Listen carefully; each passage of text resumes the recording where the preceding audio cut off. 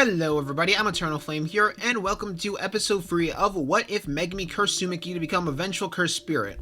God, that is a long ass name. In the previous episode, Geto decided to call off his forces, seeing the attack on Jujutsu Haya being useless. After all, that would not succeed in his goal, as now he is replaying and trying to figure out a new way to make his goal a reality. That goal being a world that is ruled by sorcerers. His goal and desire is rather simple, which is to eventually make it so sorcerers are the common population, with Kaori Itadori joining up with him. At the same time, the student ranks among Jujutsu High have increased massively, with the first years now having a total of 6 in Tokyo High rather than the original 3 that they had, with the first year Yuji Itadori being added and Megumi going back down a year so he could truly experience things properly. But now Yuji, Megumi, and Gojo are going off in order to meet the next first year that's going to join them, a first year named Nobara Kugasaki. And this leads into this meeting going pretty much the exact same, as well as Yuji and Nobara's first mission. Since considering Gojo already didn't have normal Megumi participate, he's not going to have this much stronger Megumi participate since that would basically end the test. However, things truly begin to change when Yuji, Nobara, and Megumi all head to the detention center. And by that, I mean things change for the better. This is because of one reason and one reason alone. Megumi at this current point in time is a special grade in terms of level. He is already stronger than his canon counterpart at its peak. So sorry to have to speed through this, but I don't think I have to tell anybody that Megumi is going to absolutely destroy the Finger Bearer, which as a result of this actually has some pretty wild side effects, with one of the big main side effects it ends up having being that Yuji does not make a binding vow with Sukuna. And while Yuji and Nobara could tell just based off what they sensed about Megumi that he was strong as hell, now they could really see it on display. Megumi was not someone to be trifled with. So now Yuji has a total of 3 fingers of Sukuna consumed within his body. And with their return, Megumi begins to teach him properly how to use Cursed Energy. Up first explaining to him the basics of fundamentals of Cursed Energy, the differences between Cursed Energy usage as well as Cursed Technique usage. Gojo is also here and he chimes in as well in order to offer his own support. This leads into Yuji doing the same movie type training that he did originally. And to both Megumi and Gojo's shock, Yuji was a natural in learning how to control his Cursed Energy, considering he was able to figure out how to do this efficiently while feeling a wild flux of emotions in just a couple of hours. However, when Yuji displays Divergent Fist, it ends up catching both Megumi and Gojo off guard. After all, they'd never seen someone have delayed Cursed Energy before, and they knew exactly what the result of this was, from Yuji being so physically strong that his Cursed Energy wasn't able to keep up with him naturally. Now Megumi was also thinking on if there was a potential way in order for him to strengthen that ability even further. After all, for some reason he wasn't able to sense a Divergent Fist. What other possibilities and traits could the Divergent Fist have? Maybe even adding some binding vows to it in order to increase its power could be even more impressive. All these are things to experiment with later, especially considering he didn't want to overwhelm Yuji yet, and he was still just getting introduced to the world of Cursed Energy to begin with. No need to put him in depth with crazy concepts like binding vows yet. This was something that Megumi explained to him right off the bat, that this was likely not him using Cursed Energy properly because he wasn't able to time it properly and had a delay. But it would still be a good trait to keep in mind and use for Yuji. He would just need to adapt it with normal Cursed Energy control and practice. We now return back to Geto's headquarters, where currently Geto was sitting inside, enjoying some tea with his new ally, Kaori Itadori. As they were talking about the new recent news that they had heard, which was that somebody had become the vessel of Ryom in Sukuna. As Geto then said, "From what I heard, their name is Yuji Itadori. I didn't know you had someone related to you, Kaori." As Kaori then explained that that person was their son, however they weren't aware that they could awaken Cursed Energy. And it made a lot of sense to Geto why that they weren't aware of them. After all, Geto was the same person who had killed his own parents due to them not being sorcerers. If Kaori had a similar ideology to him, then it would make a lot of sense why she wouldn't care much about her son if they didn't show off any signs of them being able to awaken Cursed Energy. However, that still didn't make Geto slightly suspicious about this. He decided he was going to figure out more about this later, but for now, he was just going to continue to listen along. Besides, it wasn't really like he felt he had a reason to doubt Kaori yet. As Geto then asked, "Now that you're aware they have the ability and usage of Cursed Energy, what's your plan now?" Kaori responded they were planning to at least meet up with their son sooner or later. They were going to try and get them on their side, or at worst just try and make sure they weren't going to be involved with that much of the plan. Though she did mention that another issue was that now Sukuna was present inside of Yuji, and how the Hierarchs were planning to execute her son as soon as they got all the fingers. She did also admit that getting Sukuna on their side would more than likely definitely be impossible, considering everything that they had heard about Sukuna.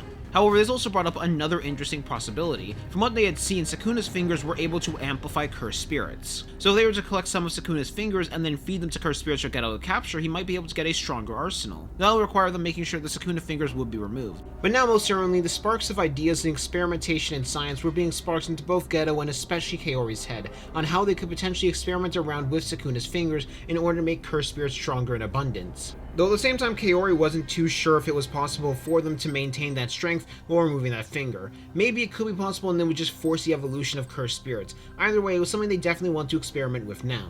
However, Geto then said, "I know the real reason why you want to get those fingers. That's to make sure your son doesn't have to die, correct? Well, since he's a sorcerer like us, I'm more than willing to help." With Kaori thanking Geto for their kindness and mercy, for trying to go out of their way to help Kaori's son not die immediately.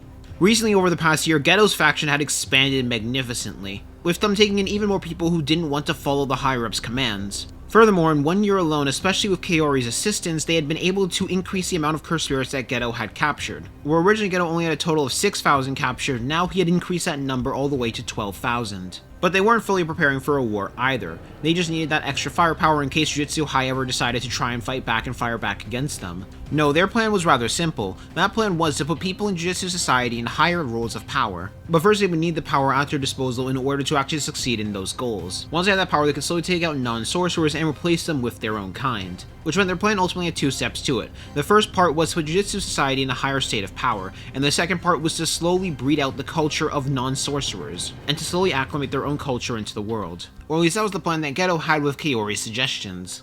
As after they were done taking stock of everything that they had access to and their resources, Kaori eventually left. With Kaori heading to another location, a location that seemed to be pretty far away from humanity in general. And at this location were 4 curses that she had made deals with. These 4 being Jogo, Hanami, Mahito, and Dagon. She was doing her best to keep these as secrets from Geto for now, primarily because she didn't want Geto to absorb them yet. She wanted them to be more evolved before that happened. But these 4 were all going to be rather helpful and useful for their plan to seal away Satoru Gojo. Now his plans with the disaster curses, or at least their spoken plans, do remain the same for now, which still leads into Jogo being overconfident and trying to challenge Gojo. And when they battle, it still has the same result, with Yuji being brought over to see Jogo's domain expansion. With a new goal being set in Yuji's mind of power, but not just wanted to catch up to Megumi, but also wanted to catch up to Jogo, even though he did think that Megumi was much stronger than Jogo. So he felt more like Jogo was going to be a good stepping stone in the way to his goal. Which this does lead into another unfortunate side effect, since Yuji is not going to be working with Nanami in this timeline, because he doesn't really need to fake his death. That means that Nanami nor Yuji are going to be appointed on that mission. So Junpei is still going to end up being toyed around with by Mahito. However, in place of that, something else interesting does happen, because 2 people do arrive at Tokyo High in order to go check things out and meet the first years, especially because in the past they had already met one of them in the past in the previous festival, who Toudou in particular very much did not like. That was because he did not like Megumi's taste in women. But when Toudou tried to fight Megumi about it, he got beaten up really badly. However, when he arrived, he ended up meeting up with 3 people, one of them being Megumi Fushiguro, who he really didn't want to see. The other being Nobara Kugasaki, who was basically a nobody in his eyes, but the final person he was interested in was the person who was known as the Vessel of Sukuna, that being Yuji Itadori. Now this leads into Toudou and Yuji becoming friends much earlier than they would in canon. Around a month earlier, in fact. But furthermore, this also leads into Yuji having a proper idea on how to control his cursed energy fully in his head. And he's doing all of that a month earlier than he would normally in canon. Now I will say that Yuji is going to end up being a bit more injured from this, primarily because he's not going to have fought Mahito in the past, but I don't think he's substantially weaker in comparison to his Mahito part, to the point where he wouldn't be able to fight Toudou after properly learning how to control his cursed energy. And worst case scenario, after that sparring match is done, Megumi is just going to heal Yuji using Madoka Deer. Which lets Yuji meet the deer, and he pets the deer because he likes the deer. The healing deer is a good deer.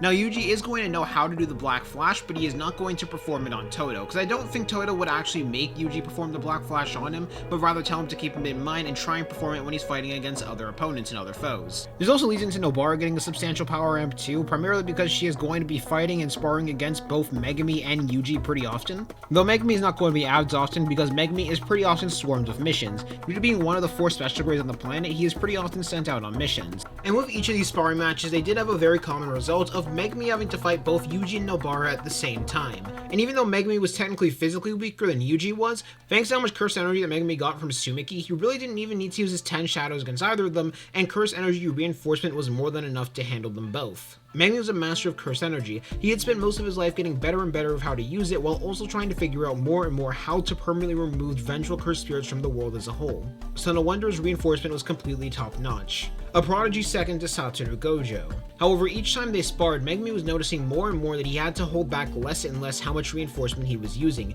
He could use more and more of his reinforcement and physical abilities against Yuji and Nobara, especially Yuji with his growing strength. If Megumi was being honest, he felt it was going to be more and more likely that he might end up needing to just use his full reinforcement eventually on Yuji in the future. Toudou really helped to progress Yuji quite a lot. Now, he wasn't there yet, but he was definitely on the path to being there. However, a small part of Megumi was happy about this. For a long while, the only real person he could consider stronger than him was Satoru Gojo. He honestly didn't really have any rivals. The closest he had was the third year Akari Kinji, and if he was being honest, he really didn't like Akari's personality. However, both Yuji and Nobara could grow to catch up to him, especially Yuji. He felt he would no longer be alone in that level of strength. Now, of course, Megumi didn't feel complete isolation in his strength, primarily because there was still one person who he felt was always going to be above him, that being Satoru Gojo. Though maybe in the future Megumi might be able to catch up to him, he wasn't too sure yet. Either way, he was also continuing to get stronger as well. Megumi's growing strength has had another side effect. With Gojo's existence and him getting stronger, as well as Megumi getting stronger and Yuki Tsukumo and Geto also getting stronger with time, this has led to stronger cursed spirits needing to spawn. As today, Yuji, Nobara, and Megumi were all sent out on different missions. Megumi was being sent out in order to handle what was reported to be a special grade curse. One had the power of cockroaches, but there was something that was even more terrifying about it. In the area where that cursed spirit was spawned, there have been rumors of a Sukuna finger roaming around there. Now, they weren't certain about those rumors yet, but they had heard quite a bit of them. And Megumi had a new mission. He needed to make sure that this cursed spirit did not get to the finger, so he'd need to find that first before anything else. After all, fingers are able to turn weaker cursed spirits into special grade level curses. Imagine what it could do for a curse that's already special grade. Meanwhile, Yuji and Nobara were being sent out in order to handle a vengeful cursed spirit, one that was previously reported to be a martial artist, though before Yuji was allowed to leave, he did have a small talk with Megumi, because he did remember what Megumi's goal was, which was to try and stop the eventual spawning of vengeful cursed spirits as a whole. With Megumi telling him that vengeful cursed spirits are actually more likely to be able to be talked to. After all, they were previously human in the past, and Yuji was going to keep that in mind. He felt that maybe if he was able to converse with a vengeful cursed spirit, that they might be able to come to some agreement, and he might be able to free them from their curse. He also told Megumi that he would tell him any of his findings that he found in this battle. Nobara also decided that she would join into the conversation and do the same. After all, it wasn't like this was just Yuji's mission to go on, this was her mission to go on as well. And if she could help one of her friend's goals in order to stop those vengeful cursed spirits from spawning, she'd definitely be down. A smile did appear on Gojo's face as well. He was happy to see that all of his kids were developing and developing well. Though Gojo also had his own mission to go on. He just wanted to see his students go off before they left. Megumi would have been driven over to a village, or at least what looked like the remains of one. A veil was being cast over in order to make sure other people wouldn't be able to see what had happened. And while they were able to evacuate some people, this cursed spirit had already arrived and killed over 130 people. Upon hearing that report, a focus entered into Megumi's eyes, as he opened up one of his hands and allowed his jet black blade to rise out from his shadow. A focus and determination entered into Megumi's eyes, as he was determined to avenge every single life here and to put down this cursed spirit himself. Though before he went in, he decided to ask the manager if they had already managed to find Sukuna's finger and consume it or not. And they told him that they were not able to find the finger. They weren't too sure if the curse had managed to eat the finger or not. Megumi decided that he was going to operate under the assumption that they did already eat the finger, which meant that putting this thing down was going to be all the more priority, as he closed his eyes and told Tsumiki that he was going to need her help for this. This is a special grade that was more on the powerful end, so it was one he could not risk underestimating. As out from Megumi's shadow, the manager was able to see two eyes rise out that looked upon them for a second. And despite the raw power that was emanating from those eyes, they honestly felt rather gentle. And while Megumi wasn't certain how much of his arsenal he was going to need to take out this cursed spirit, he was fully ready to use everything he could. Now, he was pretty sure he had a way to win if he really wanted to, which is Madoka Deer, due to them releasing positive curse energy. But there's also a small part of Megumi that did want to test himself and see what he was capable of achieving against his cockroach cursed spirit. So he wasn't planning to use that yet, at least. And with that, Megumi enters into the barrier in preparation to fight off against the cockroach curse. Kurorushi was currently standing on one of the rooftops with another cursed spirit standing next to him, that cursed spirit being Mahito. As Mahito then said, "Seems the plan to lure out Megumi worked. Eliminate him and do the best you can. And if you absolutely need to, be sure to eat this. Anyways, I wish you the best of luck, Kurorushi." Before Mahito left after passing Kurorushi one of Sukuna's fingers. He was going to use this as an observing opportunity. He was fully expecting Kurorushi to die, but he also wanted to see what would happen. He wanted to see how strong Megumi was, so he would know how strong he would have to get. Before Kurorushi then made a giant tornado of cockroaches, using this as a signal to tell Megumi to bring it on.